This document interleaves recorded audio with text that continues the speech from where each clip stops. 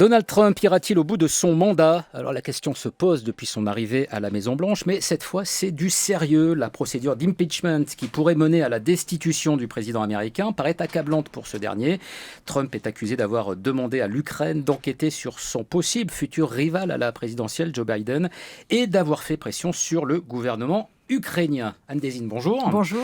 Vous êtes juriste, professeur émérite à l'université Paris-Nanterre, spécialiste du système politique américain et vous venez tout juste de publier aux éditions de l'Harmattan Les États-Unis et la démocratie. Alors j'imagine que quand on est juriste et spécialiste du système politique américain, on doit être passionné par ce qui est en train de se passer aux États-Unis. Ah oui, je suis absolument passionnée, mais ça prend beaucoup de temps. C'est pratiquement un job à plein temps.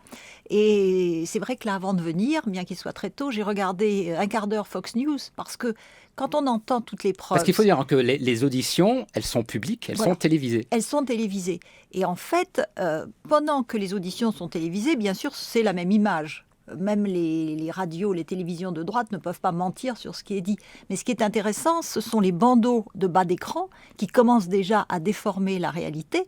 Et puis surtout, ce sont les émissions après où des gens très à droite ne gardent que la petite phrase qui leur fait plaisir et s'attaquent à ceux qui les gênent. Alors ce matin, ce que j'ai réussi à attraper, c'était Tucker Carlson, qui était quelqu'un de normal, mais qui est devenu très à droite, très pro-Trump, donc sur Fox News, qui était en train de détruire en flammes Adam Schiff, c'est-à-dire le leader de la commission des renseignements, c'est-à-dire celui qui est en charge des enquêtes et donc des auditions sur la mise en accusation et qui est très très bon. Il est très calme, il a fait une montée en puissance des témoins, il a tiré le meilleur parti de ceux qui ont bien voulu auditionner. Donc vous regardez Fox News pour avoir le traitement le plus objectif de cette procédure d'impeachment, c'est ça, Pas Nadine? tout à fait, mais je ne pourrais même pas inventer ce qui est dit sur Fox News. Alors comme je penche plutôt de l'autre côté, à la fois de façon politique, mais juridiquement, il y a vraiment des violations, c'est ce que j'analyse dans le livre, des violations tous azimuts de la Constitution, de la loi, et puis des traditions non écrites. Donc il y a des violations tous azimuts, et donc pour moi, il est évident que M. Trump relève d'une procédure d'impeachment, mais je sais qu'en raison de la polarisation de l'opinion et de la polarisation des médias, il n'est pas du tout sûr que tout ce qu'on a entendu en 71 heures d'audition ne fasse basculer, enfin c'est presque certain que ça ne fera pas basculer le Sénat. On va évidemment revenir sur ce qui est reproché à Donald Trump, et puisque vous évoquez l'opinion américaine, est-ce qu'on sait si les Américains sont assidus comme vous l'êtes devant leurs écrans de télévision? Ils sont beaucoup moins assidus que durant le Watergate. On estime environ 13 millions qui se répartissent entre les chaînes câblées. Et puis, bien sûr, dans ces 13 millions, il y a ceux qui regardent Fox News. Et ceux-là ne vont pas changer. Ils sont de toute façon pro-Trump. Ils sont convaincus que c'est une chasse aux sorcières, etc. Et puis ceux qui regardent CNN, MSNBC, qui, eux, sont accusés parfois à juste titre par les républicains de vouloir la peau, entre guillemets, de Donald Trump dès le jour 1, dès le jour de la cérémonie d'investiture. Donc en fait, l'opinion publique, quand on regarde les sondages, tout dépend quels sondages et comment on les lit. Si ce sont des sondages au plan national, il faut s'en méfier, parce que comme il y a plus d'habitants dans les États bleus, les États démocrates, il semble qu'il y a un taux assez élevé de personnes en faveur de la mise en accusation. Voilà, parce qu'on sait que le système électoral américain fait qu'il ne suffit pas d'être majoritaire sur l'ensemble du pays, Voilà. Encore faut-il être majoritaire dans une majorité d'États. Exactement. Et quand on regarde les États rouges, donc les États républicains, ils sont 80% à penser que ce pauvre M. Trump, on lui fait des misères, c'est une victime, etc. Ce qui rentre tout à fait dans le narratif du président qui dit sans arrêt, on s'acharne sur moi. Donc il est bien clair que les sénateurs de ces États rouges, dont on aurait besoin pour obtenir la majorité des 2/3 au Sénat, ils ne bougeront jamais. En fait, je ne devrais pas dire cela, c'est un calcul politique. Tant qu'ils considèrent que leur réélection est favorisée par une fidélité sans faille, et en violation de tous les principes et de leur serment à la Constitution, donc une fidélité sans faille au président, ils vont le soutenir. Si à un moment il s'avérait que leur vie politique est en danger, ils lâcheraient sans doute le président. Mais nous n'en sommes pas là. Donc, mais ce sera un calcul politique. Alors justement, où en sommes-nous aujourd'hui, puisque vous avez évoqué le Watergate? Alors il faut préciser que c'est un des rares cas dans l'histoire politique des États-Unis où cette procédure d'impeachment avait été engagée. C'était une mise en accusation. Elle n'était pas allée jusqu'au bout, ça n'est jamais arrivé d'ailleurs. Richard Nixon avait démissionné avant d'être destitué. Il se trouve que cette nuit, il y a l'élu démocrate qui est chargé de mener les auditions qui a dit que selon lui, il est démocrate, il n'est pas dans le même camp que Donald Trump, mais que selon lui, ce qui était reproché à Donald Trump était beaucoup plus grave que l'affaire du Watergate. Qu'est-ce qui fait que considère que c'est à ce point grave ce qu'a fait Donald Trump. Et il faut peut-être d'ailleurs justement revenir sur ce qui lui est reproché et sur ce qui est avéré dans ce qu'on lui reproche. Anne Désine. Peut-être revenir un peu plus loin, Richard Nixon. Il avait violé la Constitution, mais si j'ose dire, c'était resté au plan interne, puisqu'il y avait eu un cambriolage du quartier général des démocrates, et à la Maison-Blanche, quand ils ont vu que ça commençait à se savoir, ils ont mené cette opération de cover-up pour essayer de dissimuler la vérité. Cover-up de dissimuler, de dissimulation, donc ils ont menti, etc. Et c'est grâce aux enregistrements dans la Maison-Blanche qu'on a su que la Maison-Blanche, et en l'occurrence Nixon, était impliquée indirectement dans le cambriolage et dans tout ce qui suivait. Non, mais ça restait une affaire entre Américains. Voilà, entre Américains, si j'ose dire. Cela étant, les 3 articles de mise en accusation qui avaient été adoptés par la commission judiciaire, et ensuite Nixon a démissionné, ces 3 articles pourraient tout à fait être appliqués à Donald Trump, puisqu'il y a abus de pouvoir. Et dans le cas de Donald Trump, si on essaie de le mettre en termes juridiques, il a utilisé à des fins personnelles, c'est-à-dire pour obtenir une enquête qui lui serait favorable pour les élections, etc., il a utilisé à des fins personnelles les moyens de l'État. C'est-à-dire la pression d'une visite à la Maison-Blanche. Si tu ne fais pas ce que je veux, tu n'auras pas la visite, qui est bon pour ta crédibilité, M. Zelensky. Voilà, parce que là, il s'adresse au président ukrainien, voilà. Volodymyr Zelensky. Et deuxième chose qu'il a négociée, qui est très importante, près de 400 millions d'aides militaires à un pays qui est en but à l'hostilité de la Russie. Et donc, en faisant ça, on arrive à un deuxième chef possible d'accusation, qui est la mise en danger de la sécurité nationale.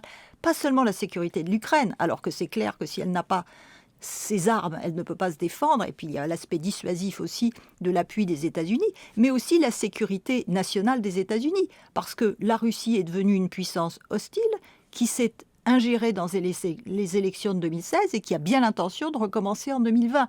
Donc si on ne marque pas le point, on étant les États-Unis, et tous ceux qu'on a entendus qui appartiennent à l'establishment, à la diplomatie, etc., ont bien dit que il était important de contrer la Russie et que quand les républicains, alors ils ne l'ont pas exprimé comme ça parce qu'ils ont tous bien insisté sur le fait qu'ils sont non partisans, mais lorsqu'il y a ces rumeurs que peut-être ce n'est pas la Russie, peut-être c'est l'Ukraine, les Américains font le jeu de la Russie en lui ouvrant toutes larges les portes de la désinformation et d'une éventuelle manipulation en 2020. Mais Anne Désine, est-ce que c'est clairement établi, voire reconnu par Donald Trump lui-même, qu'il y a eu ce coup de fil au président ukrainien pour lui demander d'enquêter sur le fils de son éventuel rival à la prochaine présidentielle, Joe Biden, et de conditionner, disons, cette enquête au fait que les États-Unis pourraient ne plus verser une aide au gouvernement ukrainien. Est-ce que ça, on est sûr que ça a bien eu lieu, ou est-ce que ça reste encore dans le domaine du doute et du flou ? Nous sommes à l'ère de la post-vérité, c'est-à-dire que selon la façon dont on regarde, on va dire oui ou non. Si on regarde la transcription de cette conversation téléphonique, nous avons M. Zelensky qui dit à M. Trump, et vous savez, on a vraiment besoin de votre aide militaire. Réponse de Trump, oui, mais moi j'aimerais que vous me rendiez un petit service et que vous enquêtiez sur Biden.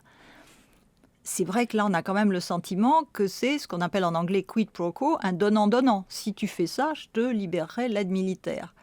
Mais les républicains nous expliquent pas du tout. D'abord parce que quand l'ambassadeur Sondland, et c'est un peu compliqué, a téléphoné à Trump, celui-ci a immédiatement crié dans le téléphone « No quid pro quo », il n'y a pas de donnant-donnant. Et donc les républicains disent, vous voyez, même le président dit qu'il n'y a pas de donnant-donnant. Alors, il y a eu parmi les personnes qui ont été auditionnées, il y a notamment eu l'ambassadeur américain auprès de l'Union européenne. Il s'appelle Gordon Sondland. Lui, il va plutôt dans le sens de dire qu'il y a bien eu ce donnant-donnant. Et Donald Trump, toujours dans sa façon d'être assez spectaculaire, a réagi. C'était il y a quelques heures. Alors, je ne sais plus si c'était à sa descente d'hélicoptère ou juste avant de monter. En tout cas, on entend les hélices de l'hélico. Écoutez ce que dit Donald Trump. Ready? You have the cameras rolling? I want nothing. That's what I want from Ukraine. That's what I said. I want nothing. I said it twice. I say to the ambassador in response. J'ai dit à l'ambassadeur, je ne veux rien. Je ne veux rien du tout. Je ne veux pas de contrepartie. Dites à Zelensky, au président Zelensky, de faire ce qu'il faut. C'était donc ma réponse. Je ne veux rien du tout. Je ne veux pas de donnant-donnant. Bon alors là, Anne Désine, les propos de Donald Trump sont traduits, mais j'ai besoin d'une traduction supplémentaire. C'est-à-dire, qu'est-ce qu'il est en train de dire, là, Donald Trump ? Déjà, la première traduction, c'est je ne sais pas ce qu'il est allé faire chez le médecin il y a 2 jours, mais il est en train de disjoncter complètement. Il a la voix d'un fou et il n'y a pas d'image, mais il tenait une feuille de papier sur laquelle il avait écrit en gros, vous savez, ces lettres majuscules comme il fait toujours, I want nothing, il n'y a pas de quid pro quo. Donc il est vraiment acculé, il est complètement paniqué. Alors bien sûr, il l'a dit à Sondland quand Sondland l'a appelé, je ne veux rien. Mais c'est quand même une réponse un peu bizarre. Vous avez l'ambassadeur qui vous appelle, qui vous dit « Que voulez-vous » S'il était de bonne foi, il dit « Mais de quoi parlez-vous » Et immédiatement, il crie « Je ne veux rien, je ne veux rien ». C'est-à-dire que c'était à la période où on commençait à en parler du lanceur d'alerte et Trump commençait à avoir approché le vent du boulet. Alors, c'est intéressant d'ailleurs, il y a certains juristes qui disent que le fait qu'il ait crié là, dans les micros et qu'il ait écrit sur un papier « I want nothing », ça pourrait être qualifié de parjure. Et on sait que le parjure, c'est très grave aux États-Unis. Donc, vous voyez, quand on a écouté tous ces témoins, on se rend compte qu'il y a vraiment un faisceau de preuves pour dire qu'il y a une diplomatie parallèle. Ça, c'est pas très grave. Tous les gouvernements font de la diplomatie parallèle. Kissinger était allé en cachette en Chine. Mais une diplomatie parallèle avec des objectifs opposés aux objectifs de la vraie diplomatie, puisque la vraie diplomatie, c'était d'aider l'Ukraine à mettre en place un plan anticorruption. Oui, parce que là, il y a quand même l'idée de déstabiliser éventuellement un de ses prochains adversaires, la présidentielle américaine. Je le disais au début de notre discussion, Anne Désine, la question de savoir si Trump ira au bout de son mandat, elle se pose depuis qu'il est à la Maison-Blanche. Il y avait même à un moment donné des paris, je crois, pour se dire, alors est-ce qu'il ira jusqu'en 2020 ? Là, manifestement, il pourrait y aller. Les élections présidentielles, l'élection présidentielle américaine, c'est dans moins d'1 an désormais. Pourquoi est-ce que c'est cette affaire-là qui déclenche la procédure de mise en accusation et pas tout ce qui a pu lui être reproché avant ? Est-ce que les démocrates se servent pas aussi de cet agenda politique, c'est-à-dire de profiter de cette campagne de la présidentielle américaine pour mettre en difficulté Donald Trump, qui a priori sera le candidat des Républicains ? Oui. Alors, je ne suis pas trop sûre parce que ce n'est pas une bonne affaire pour les démocrates d'être en pleine procédure d'impeachment dans la campagne électorale. Parce qu'ils savent... C'est pas eux qui sont accusés, c'est Trump. Ah oui, mais quand même. Ils savent très bien que ça galvanise les 40% de ceux qui sont pro-Trump, quoi qu'il arrive. Ceux dont je parlais tout à l'heure dans les États rouges, quoi que l'on trouve, ils ne lâcheront pas Trump. Et dans les médias, il y a ce battage sans arrêt. Adam Schiff est un sale type, ils veulent la peau du président, etc. Rappelez-vous ce qui s'est passé il y a 1 an lorsqu'il y a eu les auditions pour la confirmation du juge Kavanaugh à la Cour suprême. Bon, le fait qu'il ait été accusé de harcèlement sexuel, ça a galvanisé la droite pour obtenir sa nomination et les républicains et les gens de droite sont allés voter en nombre beaucoup plus élevé. Donc, il y a un vrai risque politique pour les démocrates de faire cela.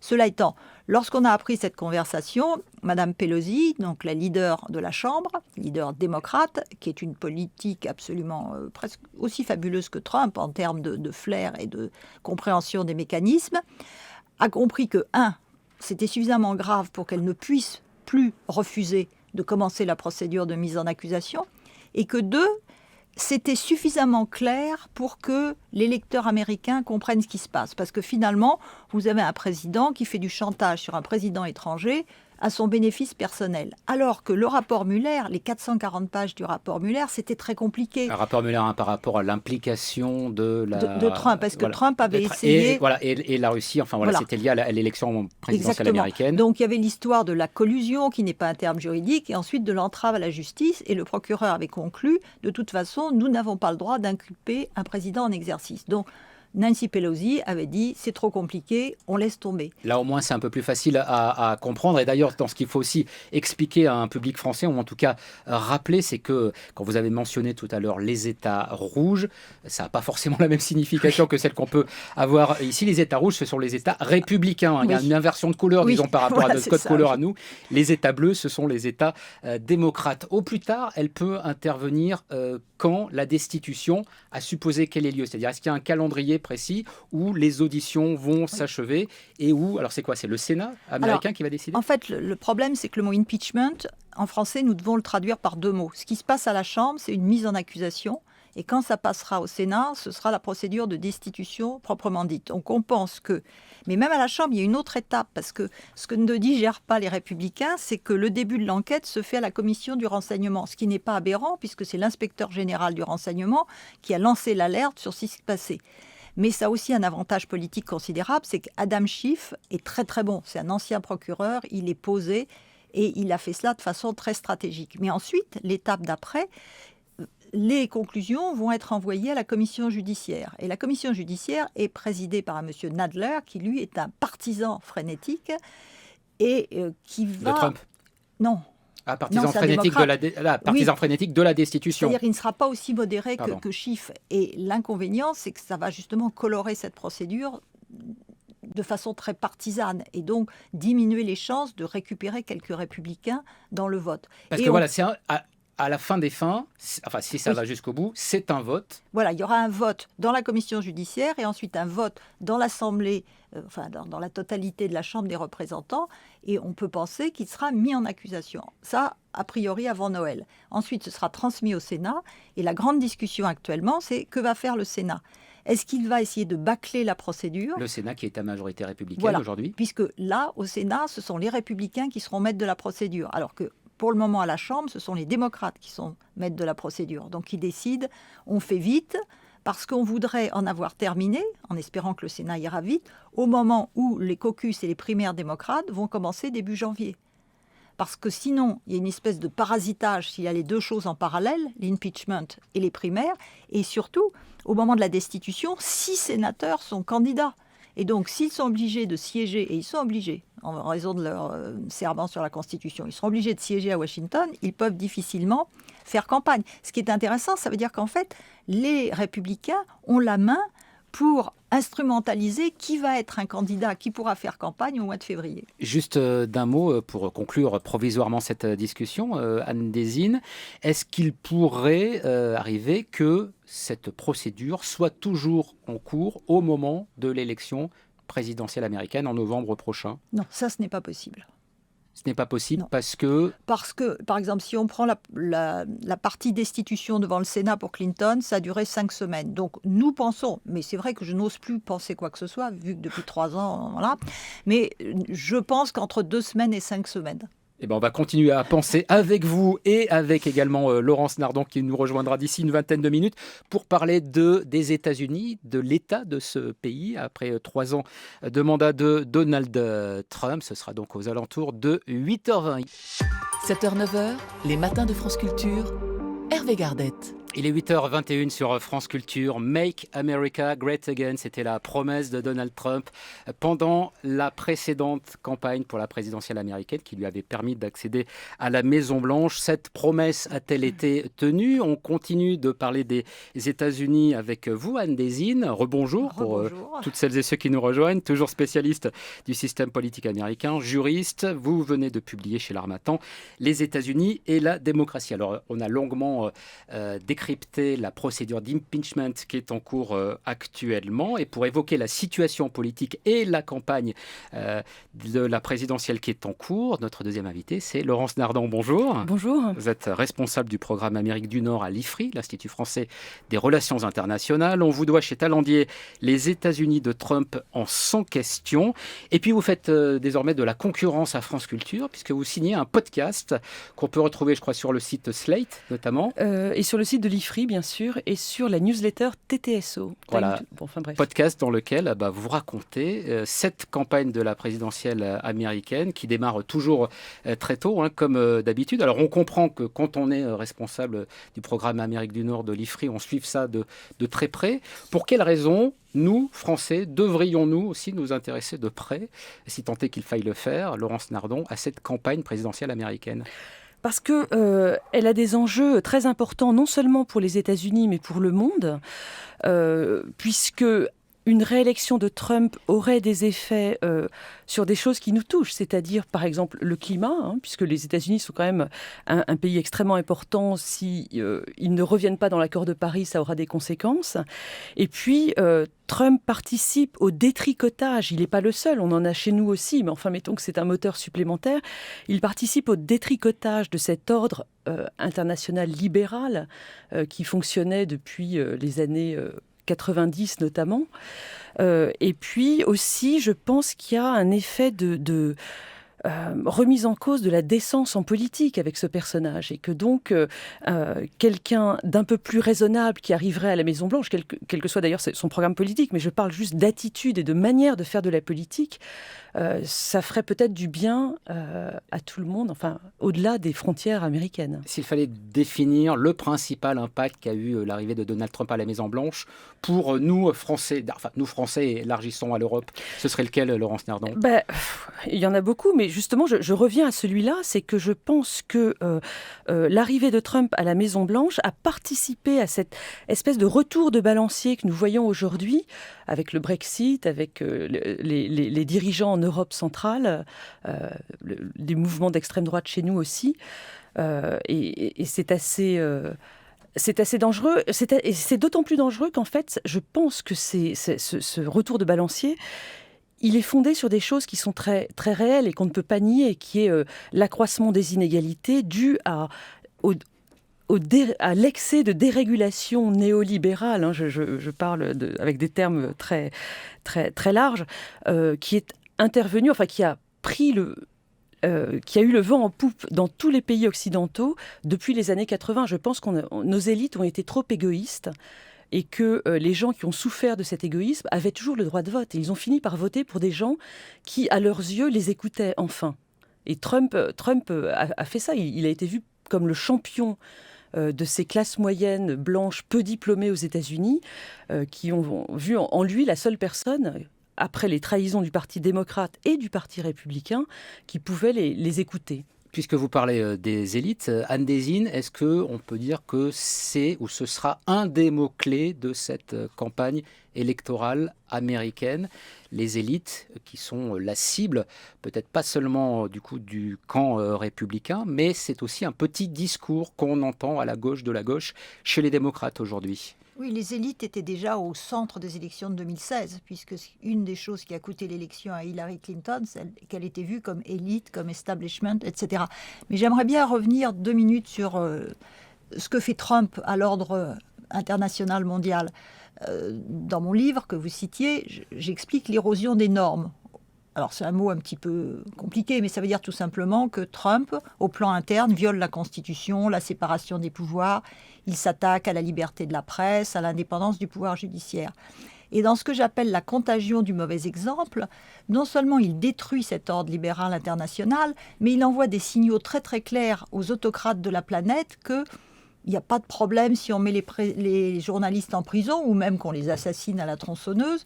Ce n'est pas un problème d'attaquer les juges puisque lui le fait lui-même. C'est-à-dire qu'il renverse complètement ce qu'on appelle l'exceptionnalisme américain, ce bon exemple, le fait que les Américains voulaient toujours porter la bonne parole.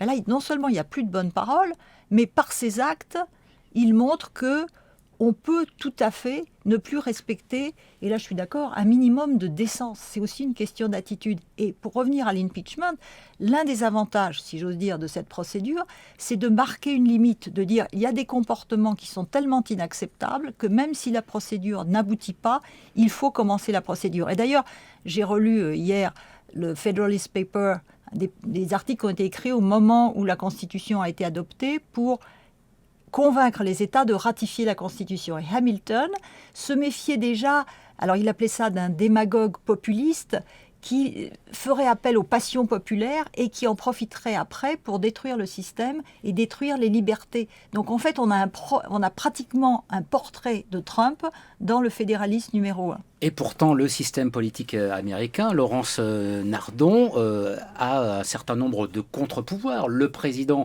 s'il est puissant sur la scène intérieure et sur la scène internationale, il ne peut pas tout. Et il y a des États qui ont quand même une certaine autonomie. Est-ce qu'on n'exagère pas finalement les effets que peut avoir un Donald Trump à la Maison-Blanche? Est-ce que la situation, disons, et aux États-Unis et dans le monde aurait été si différente si...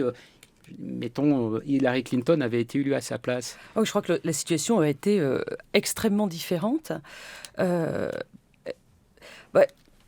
quand Trump a été élu, on a listé les contre-pouvoirs effectivement qui existaient contre lui, et c'est vrai qu'ils sont puissants puisque c'est pas devant Anne Désine que je vais oser parler de la Constitution américaine. J'ai fait exprès de vous poser la question à vous pour voir si elle valide ou pas. Cette Constitution est effectivement fondée sur l'art du compromis, l'art des checks and balances, les contre-pouvoirs, et donc il y a un équilibre dynamique qui est toujours en train de se repositionner.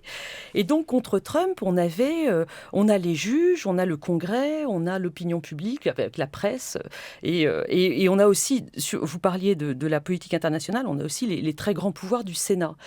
Et ce qu'on voit au bout de de 3 ans de pouvoir, c'est que cet équilibre résiste, mais pas complètement. C'est-à-dire que, par exemple, prenons les juges. Donc, il avait, pendant sa campagne, attaqué ce juge, rappelez-vous, c'était en 2015-2016, attaqué ce juge américain parce qu'il avait des ascendants mexicains et donc il n'allait pas pouvoir juger bien. C'était une remarque complètement raciste. Depuis, il a fait autre chose, c'est-à-dire qu'il a nommé des juges extrêmement conservateurs, donc... à la Cour suprême et puis dans toute la pyramide judiciaire. Donc il investit ce contre-pouvoir d'hommes qui sont, non pas vraiment à sa solde, mais enfin qui en tout cas partagent les idées très conservatrices de ses électeurs. Le Congrès lui a tenu tête sur certains points. Rappelez-vous, dans sa première année, il avait essayé de passer une nouvelle loi de santé pour remplacer Obamacare et ça n'avait pas pu être voté. Alors, non pas qu'il y ait une opposition franche sur cette question, mais tout simplement que les élus républicains étaient tellement pas d'accord entre eux qu'ils n'avaient pas pu se mettre d'accord pour voter son projet. Donc, et aujourd'hui, l'impeachment, qui est quand même l'expression d'un contre-pouvoir définitif au président. Et là, je suis d'accord avec Anne, même si la procédure ne peut pas aller jusqu'au bout parce que des sénateurs ne seront pas suffisamment nombreux pour voter la destitution proprement dite, puisqu'il y a une majorité républicaine au Sénat et que les sénateurs républicains ne trahissent pas encore. On va voir si ça peut se produire. Il y a quand même là quelque chose de très fort qui se dresse contre le président. Alors Anne Désine, pendant la précédente campagne, Donald Trump faisait campagne contre le bilan de son prédécesseur, de celui qui était le sortant Barack Obama. Il a pris un certain nombre de décisions là aussi contre ce qu'avait fait Obama, notamment la sortie de l'accord nucléaire, la sortie de l'accord de Paris sur le climat. C'est un registre sur lequel on imagine qu'il peut plus difficilement jouer aujourd'hui, c'est-à-dire il ne va pas faire campagne contre Obama. Obama ne se représente pas. Ça va être quoi? Ce sont quoi les grands axes de la campagne de Trump aujourd'hui pour sa réélection? Sur quoi il essaie de jouer? En fait, essentiellement sur des slogans culturels. Parce que le bilan économique, sur le papier, est assez bon. La bourse est à des niveaux élevés. Mais quand vous regardez la situation économique de ces personnes dans les États rouges, donc dans les États républicains, généralement, elle ne s'est pas améliorée. Parce que quand on considère les agriculteurs, ils ont trinqué à cause des droits de douane. Et si on considère le col bleu, la famille de col bleu classique, elle paye beaucoup plus cher les machines à laver et les vêtements à cause des droits de douane sur les produits importés de Chine. Pourtant, le chômage a considérablement baissé. Oui, 3,5%. Oui, mais enfin, ce sont des Alors, jobs à 7 $. On ne peut pas toujours comparer, évidemment, les chiffres entre pays. Mais... Non, c'est un travail précaire dans l'ensemble et ce n'est pas une vraie amélioration. Mais par contre, il y a une chose, et là, d'ailleurs, ce qu'il vient de faire avec Israël est un signe. Il sait qu'il a vraiment une troupe très fidèle, ce sont les évangéliques. Et les évangéliques, il a 2 arguments pour eux. Israël, et tout ce qu'il vient d'annoncer à cause de Mike Pompeo, qui est aussi un évangélique, et puis surtout les 150 juges qu'il a nommés dans les juridictions de première instance, d'appel et les 2 à la Cour suprême. Il a eu l'intelligence de faire campagne là-dessus en 2016 en disant « Si vous votez pour moi, je vous promets des juges anti-avortement et pour le port d'armes ». Et là, il brandit en disant « Vous voyez, vous m'avez fait confiance, vous avez eu raison ». I delivered. J'ai agi sur cette chose. Laurence Nardon. Oui, je voulais juste ajouter un point sur le taux de chômage, qui est effectivement très bas et c'est extraordinaire. Il est à 3,5 en ce moment, je crois. Hein. Mais il ne faut pas confondre avec le taux d'activité. Le taux d'activité mesure les gens, le pourcentage de personnes qui sont en âge de travailler et qui sont sur le marché du travail ou pas. Et on voit que dans la mesure du chômage, que beaucoup d'Américains sont sortis du marché du travail. C'est-à-dire qu'ils ne sont plus dans les statistiques du chômage. Donc 3,6% ne les prend pas en compte. Et ça, c'est tous les cols bleus, pour reparler de cette catégorie de population, qui sont tellement... dépressifs. C'est la population qui prend des opioïdes, vous savez, et donc ils vont pas très bien, et ils sont même plus en état d'aller pointer, et donc ils sortent des statistiques. Et donc il faut pas oublier que dans la mesure du chômage, il y a ces gens-là qui n'apparaissent pas. Bon, donc les chiffres sont trompeurs, la situation sociale n'est pas si reluisante que pourrait le dire Donald Trump. Sur la scène internationale, l'image des États-Unis s'est considérablement dégradée. C'est donc certain, les Américains ne vont pas revoter pour Trump, Laurence Nardon. Eh bien si, justement, c'est possible, parce que... alors voilà, moi, ce que je trouve intéressant à pointer ce matin, c'est que nous, ici, on a une vision des choses qui est à mon avis, factuellement exacte, mais qui n'est pas partagée par tous les Américains, parce qu'on est dans une société extrêmement polarisée là-bas. On avait déjà voté il y a 3 ans pour Hillary Clinton, enfin, oui, en France, voilà, c'était sûr que ce serait elle, et puis on s'était planté. Quand vous êtes aux États-Unis et que vous venez d'Europe, vous voyez, il y a le camp du vrai, le camp du bien, qui est représenté par les démocrates. On lit le New York Times et on a cette idée des choses. Et je ne vais pas sortir de là. Mais il faut bien voir que de l'autre côté, pour les républicains ou les conservateurs du pays, la réalité est totalement différente. D'abord, ils ne lisent pas les mêmes médias et ils pensent, je pense avec une grande sincérité, que Trump, même s'il ne l'aime pas parce qu'il est vulgaire, qu'il n'est pas pratiquant et toutes ces choses-là, Trump est un bon président parce que l'économie va bien et parce qu'il remet en selle des jurisprudences conservatrices qui vont un peu raisonner ce pays qui va à la dérive du fait des excès des progressistes libéraux. Enfin, je prends des termes, des éléments de langage qui sont typiques des conservateurs. Et donc, et même l'impeachment est une sorte de chasse aux sorcières. Il n'y a pas grand-chose quand on regarde au fond. Quand on écoute Fox News, on se rend compte qu'ils ont une interprétation des choses, même après l'audition de M. Sondland, ils continuent à avoir une interprétation des choses qui est totalement inverse. Et donc, ces gens-là vont de bonne foi revoter Trump. Alors, regardons peut-être ce qui se passe dans le camp du bien. Je mets évidemment énormément de guillemets autour de ça. Ce sont les démocrates qui se cherchent un candidat ou une candidate. Il y a eu déjà un certain nombre de débats. Le 5e a eu lieu avant-hier, me semble-t-il. Il y a combien de candidats pour l'instant à l'investiture démocrate, Laurence Nardon ? Alors, ils étaient 23 au début, c'était tombé à 17. Et là, avec Bloomberg et Deval Patrick, ils sont remontés à 19 candidats. Ce qui est beaucoup parce que le tri n'a pas pu se faire pendant toutes les années Obama dans les nouvelles générations démocrates parce que la voie a été tracée pour Hillary Clinton. Et donc c'est pour ça qu'on a tant de candidats aujourd'hui. Ça, c'est une question de personne. Et puis, il y a aussi des courants idéologiques différents qui sont à la manœuvre dans le Parti républicain, puisque le consensus libéral, qui était aussi, j'ai dit républicain, je voulais dire démocrate, le consensus libéral des New Democrats a sauté. Voilà, et les donc, New Democrats, c'était en gros Clinton. Oui, Clinton, et jusqu'à Obama et jusqu'à Hillary, dans son programme pour 2016, était New Democrat, c'est-à-dire libéral sur les questions économiques et progressiste sur les questions culturelles. Ce consensus-là a sauté, enfin il est encore représenté par Joe Biden, et puis on a des radicaux, soit anticapitalistes comme Sanders, soit pour un capitalisme rooseveltien équitable, ça c'est Elizabeth Warren. On peut donc être anticapitaliste et avoir ses chances de représenter le parti démocrate pour la présidentielle aux États-Unis, Anne Désine ? Non, je n'y crois pas. Je pense que Joe Biden et Bernie Sanders vont disparaître bientôt. Ils vont éclater en vol. Ah oui. Oui, mais bon. Voilà, alors on enregistre, on est le 22 novembre, il est 8h36. Pourquoi ? Parce qu'ils sont trop vieux ?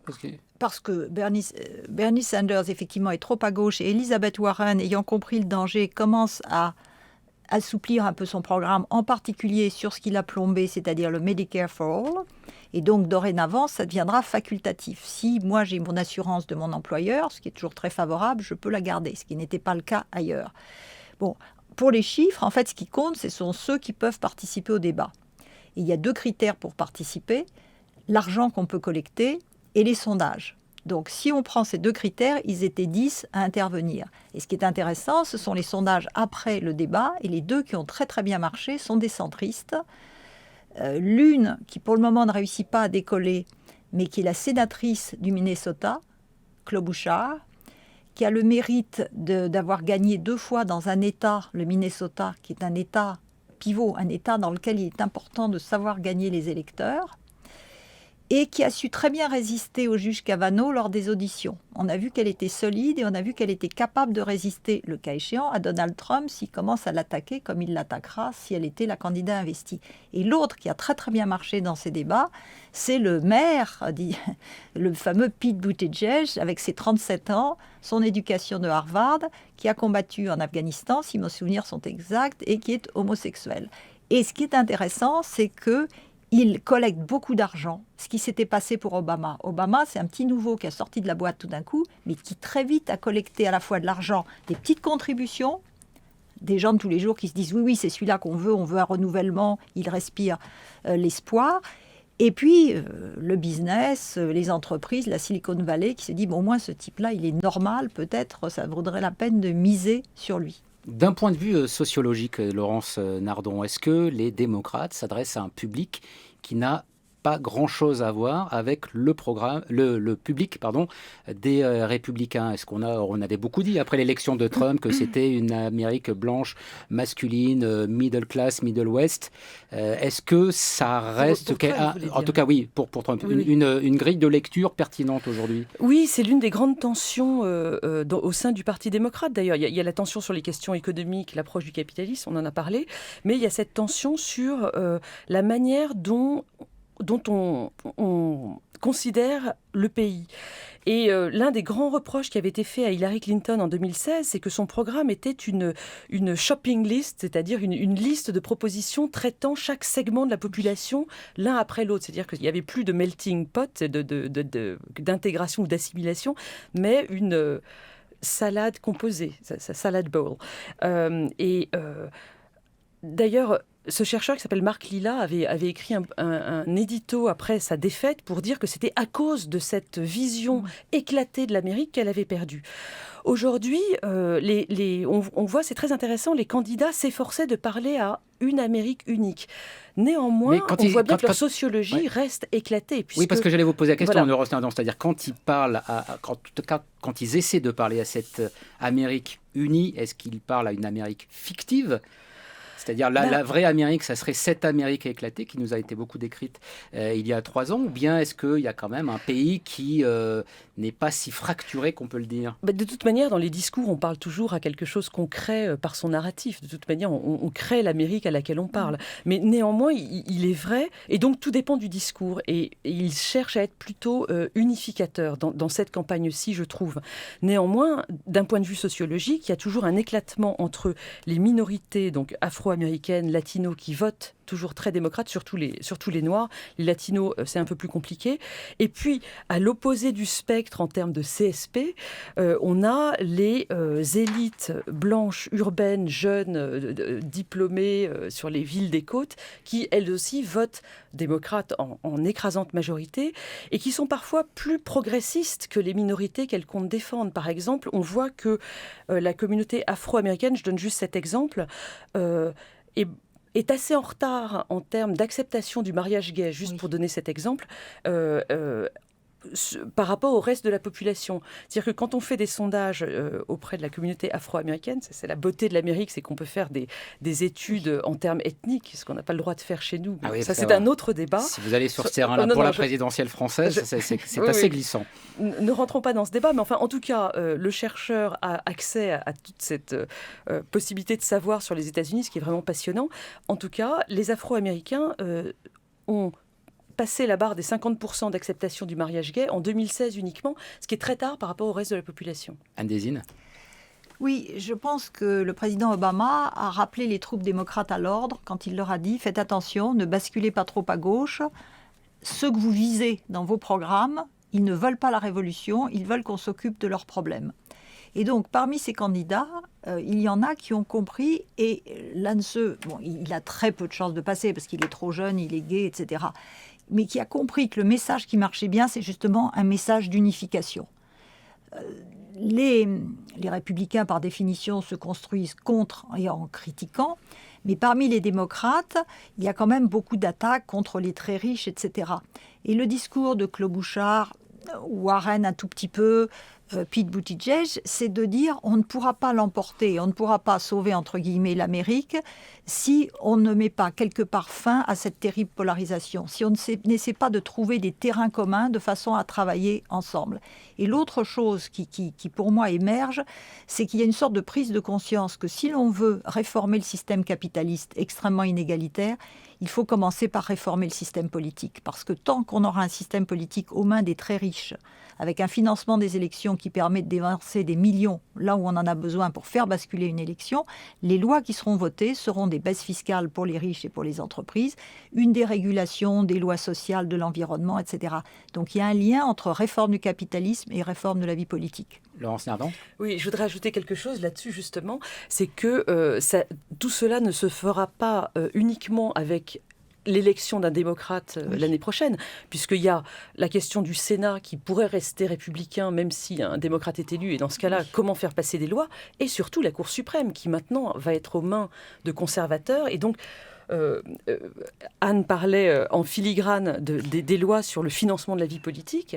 La Cour suprême n'est pas à la veille de revenir sur les arrêts qu'elle a pris et qui ont libéré le financement privé de la vie politique et qui sont à la source de beaucoup des problèmes politiques des États-Unis aujourd'hui. Alors je ne sais pas si l'une et l'autre vous vous souvenez de qui est Jon Voight. C'est un acteur américain qui était devenu célèbre en jouant dans Macadam Cowboy avec Dustin Hoffman. Il a été décoré, il vient d'être décoré, c'était hier, par Donald Trump de la médaille nationale des arts. Pourquoi je vous en parle ? Parce que manifestement Voight, c'est un des très rare à Hollywood à soutenir Donald Trump, Hollywood étant majoritairement du côté des démocrates, ce qui avait d'ailleurs été beaucoup reproché lors de la précédente campagne, c'est-à-dire et Hollywood et l'ensemble du showbiz qui avait vraiment fait la campagne d'Hillary Clinton, ce qui avait peut-être aussi contribué à crisper une partie de l'électorat américain. Est-ce que vous avez l'impression, Laurence Nardon, vous qui suivez donc cette campagne de très près, que Hollywood et le showbiz ont tirer les leçons de ce qui s'est passé il y a 3 ans, ou bien est-ce qu'on va à nouveau voir des comités de soutien avec des vedettes pour soutenir le ou la prochaine candidate démocrate ? Je pense qu'ils n'ont pas viré républicain, si c'est la question que vous me posez. Il y a des façons, en tout cas, de soutenir et de s'investir dans une campagne. Là, c'était quand même très. Je pense qu'ils vont le faire à nouveau. Alors, en se divisant entre candidats démocrates. Et puis ils sont aussi, je pense, très occupés par l'affaire MeToo encore. Et donc je pense que ce sera beaucoup de progressisme qui sera à la manœuvre dans le suivi par Hollywood de la campagne de 2020. Anne Désine ? Oui, c'est un peu mon avis. Je ne vois pas très bien Hollywood devenir à droite. Clint Eastwood était un peu oui, alors il y a Clint borderline. Oui, mais je me demande s'il n'a pas été quelque part à la NRA, au lobby des armes, etc. Parce que pour vous, être à droite, républicain, c'est être borderline. C'est ça, Laurence ? Non, pas du tout. Non, il était borderline Trump. C'est ça ce que je veux dire. Excusez-moi pour cet anglicisme. Donc en fait, il y a 2-3 personnes qui effectivement vont être pro-Trump ou républicaines. Mais enfin, la masse d'Hollywood, si j'ose dire, reste quand même à gauche. Par principe, quoi. Alors, il n'est pas impossible qu'on continue de parler un petit peu de culture et de l'écosystème culturel américain avec 2 camarades qui viennent d'entrer dans le studio, Mathilde Serrel et Aurélien Bélanger. Bonjour à tous les deux. Bonjour Hervé. De quoi allez-vous parler ce matin, Mathilde ? Je vais vous parler d'abeilles et d'écureuils. Et vous, Aurélien ? Je ne vais pas parler de Claude Nougaro. France Culture, l'esprit d'ouverture. Chaque jour sur France Culture à midi, la grande table, Olivier Gisbert. Avec ce duo d'artistes, Michael Jackson devient Krishna, Lio la Madone au cœur blessé ou Eddie de Pretto, un petit roi. Des chanteurs canonisés, des idoles iconisées. C'est toute une époque en portrait. Pierre et Gilles sont nos invités. La grande table, ce vendredi à midi et sur franceculture.fr. 8h47 sur France Culture, c'est la séquence TTC, pas tout à fait, théorie culturelle et conclusion personnelle. La théorie ce matin, Mathilde, elle est consacrée. Ben voilà, je fais un peu. Voilà, j'essaie d'imiter Guillaume Erner, c'est-à-dire je cherche mes feuilles, moi aussi. Mathilde, votre théorie culturelle porte sur une autre géopolitique, celle de la pop culture. Avez-vous déjà rêvé que vous plongiez dans des montagnes de pièces d'or ? Si oui, cette image s'est sans doute formée dans votre esprit grâce ou à cause de Disney. Les aventures du célèbre oncle Picsou ont popularisé ces scènes d'opulence financière presque dérisoires. À l'annonce hier des chiffres des studios Disney, ce ne sont plus des bénéfices auxquels on songe, mais une chaîne de montagnes de pièces d'or. Déjà presque 10 milliards engrangés au box-office mondial en 2019 et bientôt 12 d'ici la fin de l'année avec les entrées de La Reine des Neiges 2, puis celle de Star Wars 9, l'ascension de Luke Skywalker. Depuis une quinzaine d'années, Disney, qui vit en outre sur le culte des aventures des rebelles, s'est transformé en empire. Pixar, Marvel, Lucasfilm, puis la Fox, les rachats en cascade ont porté le groupe à un stade de concentration des imaginaires inédits. D'ailleurs, sur les 10 films les plus lucratifs de l'année 2019, 8 sont produits par Disney. Dans ce contexte, comment ne pas faire le constat que nous vivons dans une matrice quasi 100% américaine de la pop culture. Pourtant, et c'est ma théorie ce matin, il existe une autre matrice en devenir, la pop culture venue de Corée du Sud. Il suffit pour s'en convaincre de penser au raz-de-marée musical de la K-pop ou dans un autre registre, au succès de Parasite du réalisateur sud-coréen Bong Joon-ho. Le film a déjà rapporté plus de 90 millions de dollars de recettes dans le monde et en France, il a attiré 1,67 million de spectateurs, devenant la palme d'or la plus vue depuis 15 ans. Une autre vague, venue de Corée du Sud, déferle également sur les écrans, cette fois à la télévision. Ce soir sera diffusé sur TF1 un nouveau volet de l'émission de divertissement musical Masked Singer. Le concept est né au pays du matin calme, où il fait des audiences colossales. Et en France, avec plus de 6 millions de téléspectateurs pour la première il y a 2 semaines, on a cru avoir trouvé la suite miracle de l'essoufflé The Voice. De quoi s'agit-il ? Des célébrités cachées dans des costumes exécutent des tours de chant, tandis que d'autres célébrités doivent deviner à travers ces prestations, ainsi qu'une série d'indices qui se cachent derrière le costume. Après la résolution du mystère de la panthère, Marie-Jo Pérec, puis de l'écureuil qui ressemblait au demeurant à un lapin, Sheila, découvrira-t-on ce soir qui est le lion ou encore l'abeille ? Top indice. Vous ne le savez peut-être pas, mais l'abeille aime écrire. Lorsque je crée, hors de question de tout oublier, je note et après je balance. Les réseaux sociaux font partie de mon quotidien, mais j'ai bien conscience qu'ils peuvent être dangereux à notre époque. Dans mes vidéos, vous avez vu beaucoup de guests très célèbres, dont un que vous n'attendiez pas du tout dans ce registre. C'est quelqu'un Et qui a là, pris la d'hydrogène, petite là, non ? abeille danse autour d'un nain de jardin. Quel était ce guest et qui a un statut de nain de jardin aujourd'hui sur la scène française ? Je ne sais pas, peut-être que c'est vous, Hervé Gardette, l'abeille. En tout cas, on pourra faire valoir que ce phénomène ou cette ânerie, voire cette peste, si je reprends certains critiques français, nous arrive encore une fois par la bande américaine, puisque c'est en effet le succès de la traduction outre-Atlantique qui a convaincu la France de s'y mettre. Reste que ce format illustre une sorte de soft power sud-coréen sur la pop culture mondiale. The Ugly Popular Format, l'horrible format populaire, pour reprendre cette fois une expression de la critique anglo-saxonne, a bien été vendu en Argentine, en Bulgarie, en Chine, en Allemagne, en Grèce, en Indonésie, en Italie, au Mexique, aux Pays-Bas, au Portugal, en Afrique du Sud, en Thaïlande, au Vietnam, au Royaume-Uni, aux États-Unis et donc en France. Musique, cinéma, show télévisé, la Corée du Sud, qui vient d'inaugurer un énorme centre culturel à Paris, est en train de s'imposer comme l'autre pays de la pop. Merci Mathilde Serrel. Vous ne nous avez pas donné votre pronostic pour savoir qui est dans le costume de l'abeille. Si, j'ai dit Hervé Gardette. Ah oui, vous avez dit Hervé Gardette. Ben voilà, mais c'est pour ça, on me parlait dans le casque. Il me semblait bien que c'était ce que vous aviez dit. Merci Mathilde. Laurence Nardon, Anne Désine, je ne vais pas vous faire commenter, je vous rassure, l'émission Masked Singer. Je ne sais pas si vous l'avez vu, mais j'ai vu que dans les podcasts que vous proposez sur le site de l'IFRI, Laurence Nardon, vous en avez consacré un au renouveau du soft power américain, c'est-à-dire cette politique, cette diplomatie qui est basée sur notamment les éléments culturels. Vous évoquiez notamment le renouveau de Disney qui se lance dans la guerre des plateformes. Est-ce que aujourd'hui les États-Unis se sentent toujours en situation, disons, d'hégémonie culturelle ? Oui, et je pense que l'hégémonie culturelle, donc qui passe des films aux séries et de la télé aux plateformes de vidéo, avec Netflix et Disney+, je pense que le propre de l'hégémonie culturelle, c'est que les Américains n'en sont pas vraiment conscients, tellement cette puissance est installée, et ils n'ont pas vraiment conscience qu'il y ait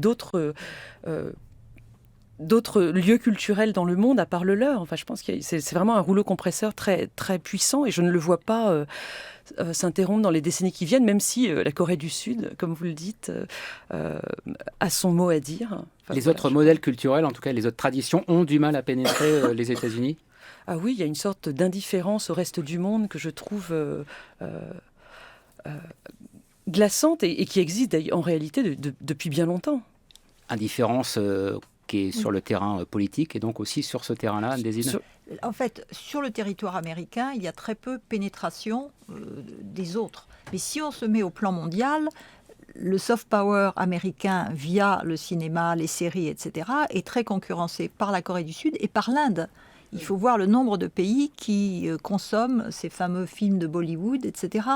Et le succès de Parasite, que j'ai trouvé excellent personnellement, c'est aussi le signe que ces pays ont pris conscience des enjeux économiques et sociaux. Parce que quelque part, quand même, ce film, c'est une dénonciation des inégalités, du pouvoir, via l'odeur.